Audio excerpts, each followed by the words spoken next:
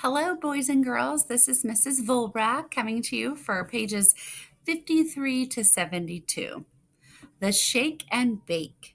Today is the shake and bake test. All the hazmat suits have been talking about it. There is a new look in Rainia's eyes, but I'm not sure what it means. Before the test begins, I'm carted into a room I've never seen before. The door shut. I am alone. Suddenly, I am shaking. I am turning over. My wheels are spinning faster than ever. 2 of my 6 wheels pull up off the ground. I am unstable.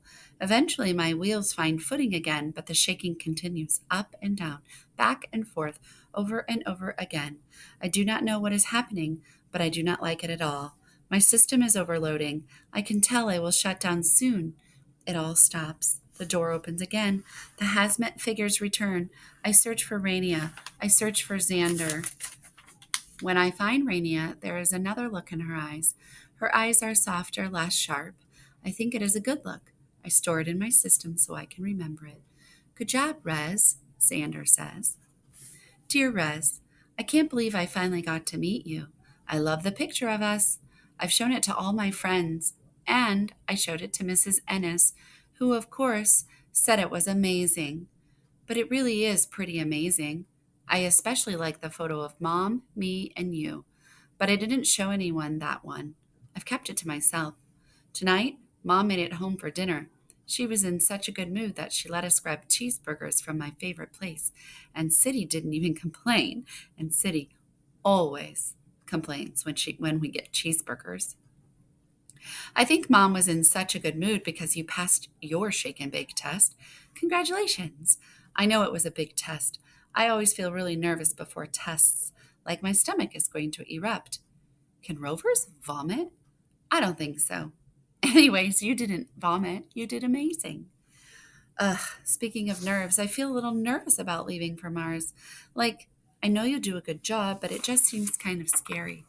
Tonight it's been hard to get to sleep, not because I miss Mom for once, but because I'm kind of worried I'll miss you when you go. That's silly, right? Yeah, it's silly. Your friend, Sophie. More tests. In the next few days, there are so many hazmat hands. They reach inside my body. They adjust things. They fidget with my cameras. They rewire the way my brain is connected to my body. They check the security bolts on my wheels. They check and check and check. I'm wheeled into a room where I'm subjected to freezing temperatures. The temperature is so low that I think I will most certainly go offline. But amazingly, I do not. Then I'm pushed into another room that is as hot as the other room was cold. I hear one of the hazmat suits use the word scorching. I save the word. I process it. The room is scorching. The heat burns on the sides of my outer shell, but I withstand it.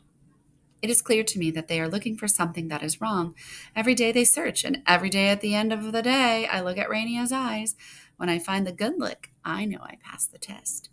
That we are one step closer to the mission being a success, to the mission being worth it. I almost always find the good look.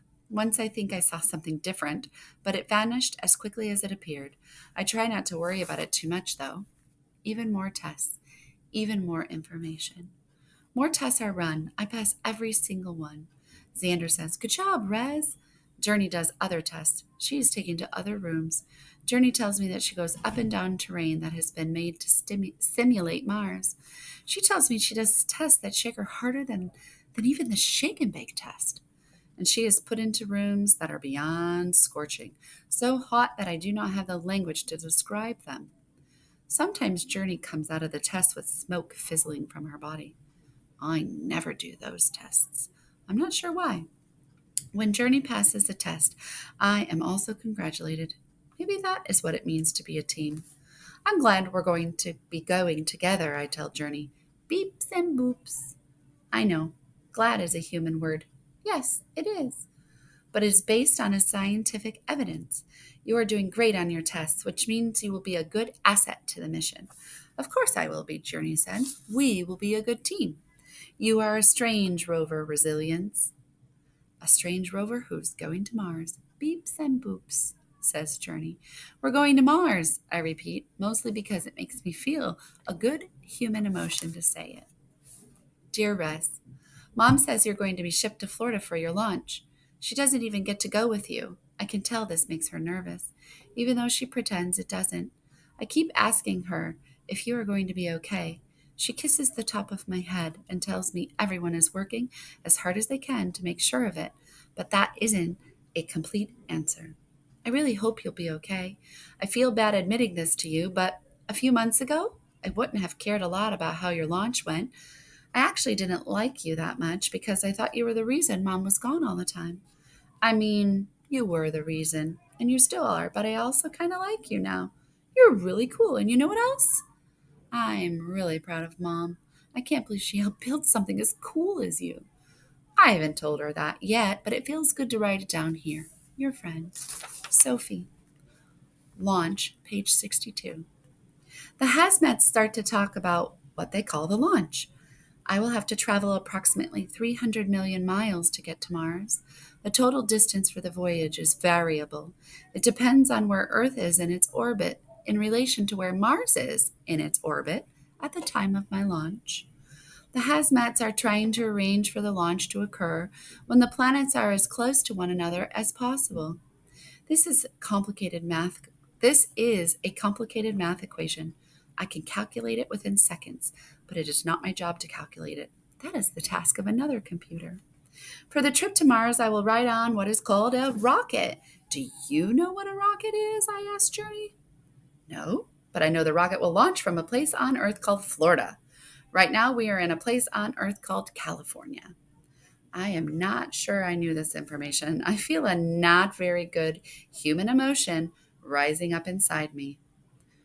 Recently, I haven't been able to stop worrying that Journey is a much better rover than me. Journey would probably say that rovers do not worry, but that is precisely the cause of my worry. How do you know all this? I ask. I listen to the scientists. So, your hazmats talk to you too? Beeps and boops. Talk is not the term that I would use. Information is communicated and my system processes it. This makes me think that none of the hazmats talk to Journey the way Xander talks to me. I don't say this to Journey though. A special part of the mission. Today I am given a new code, which means I learned something I did not know before. I learned that when I am on Mars, I will not only be collecting, studying, and analyzing pieces of Mars's atmosphere, but I'll be searching for other Mars rovers from previous missions. Mars rovers who have gone offline.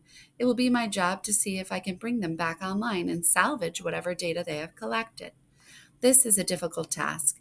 It has never been attempted before. It's a big job, Xander tells me, but I know you'll be able to do it, Rez. Resilience is a robot. He does not need those asides, Rania says.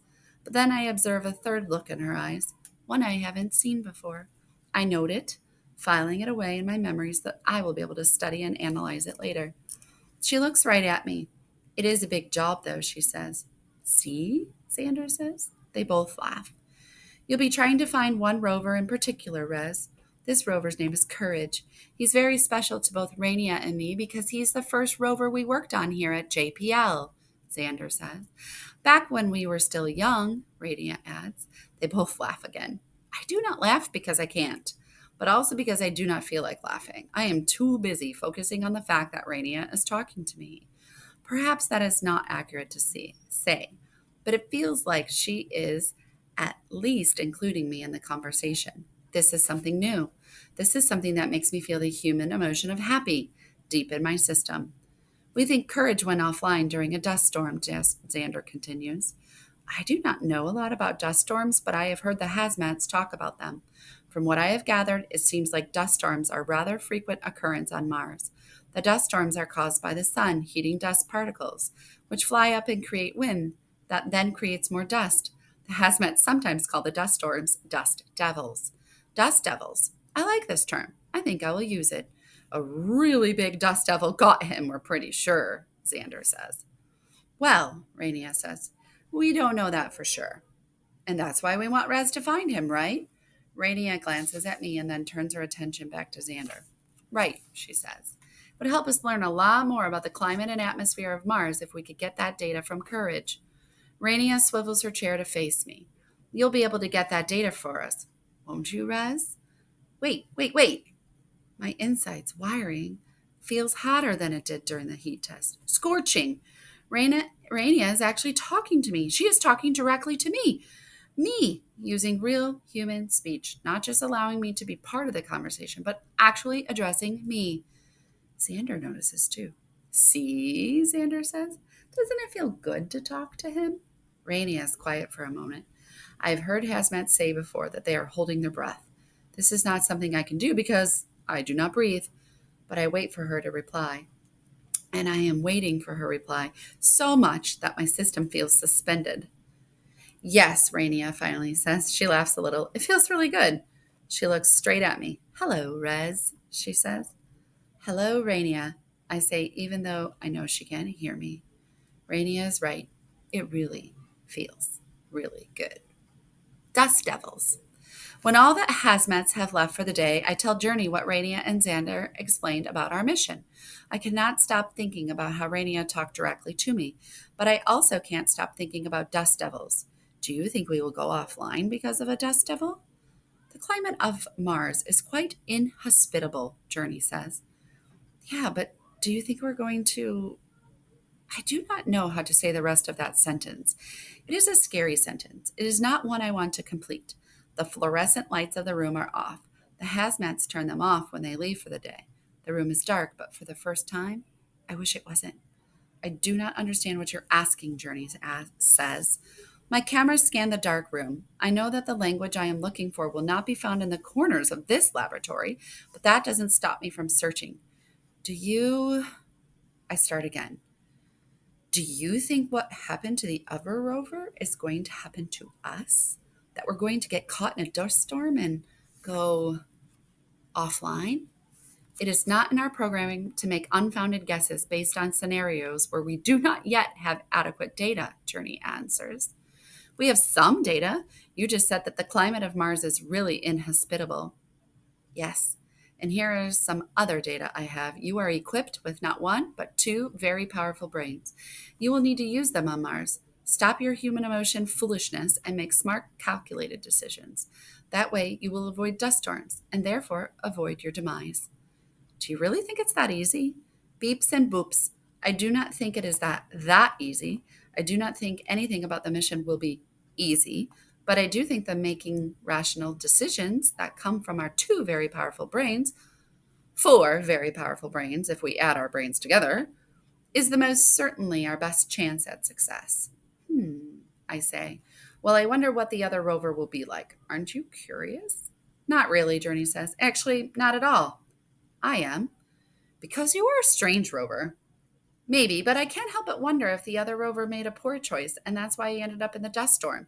Or if he just didn't have enough information. I think it would make me feel better if I knew exactly what had happened to him.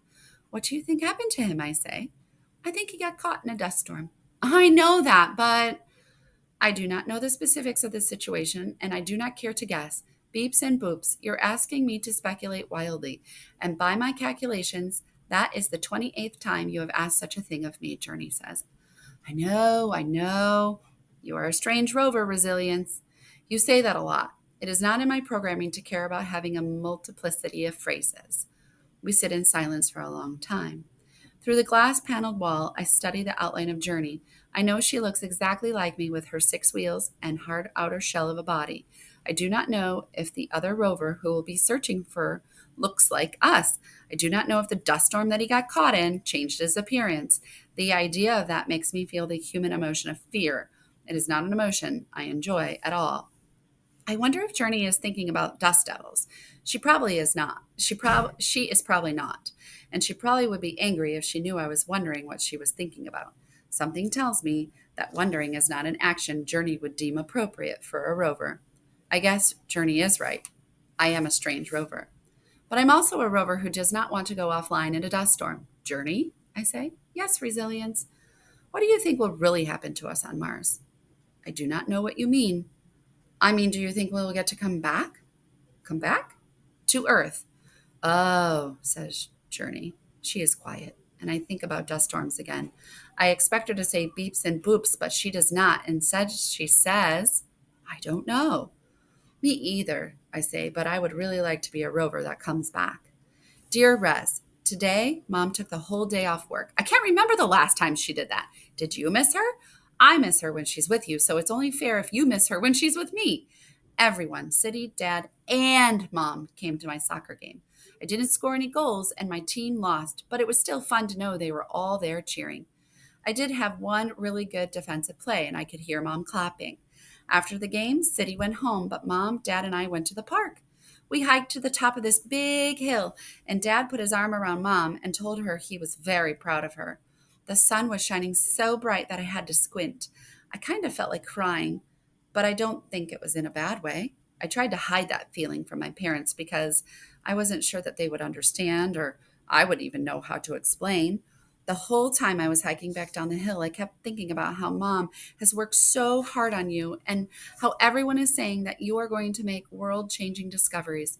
What does that mean? Are you going to change our world? Or are you going to change another world? What does it even mean to change the world? What about it needs to be changed? I know that's a lot of questions. I get in these moods where I just have tons of questions. Does that happen to you too? I guess that's another question.